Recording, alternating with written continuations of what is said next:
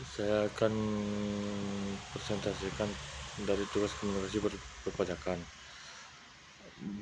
tentang masalah yang terjadi dalam pemungutan pajak dan aturan-aturan baru terkait dengan pajak digital. Beberapa negara telah mengenakan pajak khusus pada bisnis digital, seperti perusahaan teknologi, e-commerce, dan layanan streaming. Hal ini dilakukan untuk memastikan bahwa perusahaan-perusahaan tersebut membayar pajak sesuai dengan pendapatan di negara-negara tersebut. Pemungutan pajak daring. Banyak negara yang sekarang menawarkan layanan pemungutan pajak daring atau e-filing. Hal ini memungkinkan wajib pajak untuk mengajukan laporan pajak mereka secara online dan memungkinkan pemerintah untuk mengumpulkan pajak secara lebih efisien. Sanksi untuk menghindari pajak. Banyak negara sekarang memperlakukan sanksi yang lebih keras bagi wajib pajak yang menghindari pajak. Hal ini termasuk sanksi pendapat dan dana serta peningkatan upaya pengangkatan hukum untuk mengenai kasus menghindari pajak.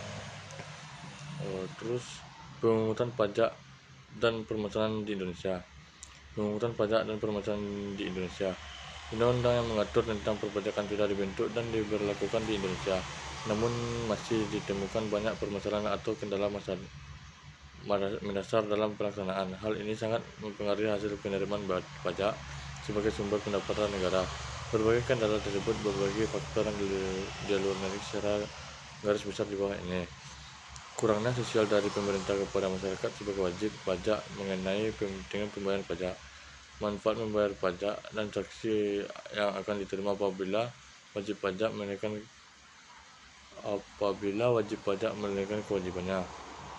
Dua, tingkat ekonomi sebagian wajib pajak yang sangat rendah sangat mempengaruhi, di mana wajib pajak masih lebih memprioritaskan biaya yang sifatnya mendasar seperti biaya sekolah, biaya kesehatan, biaya sebagiannya. 3. Database yang masih jauh dari standar internasional.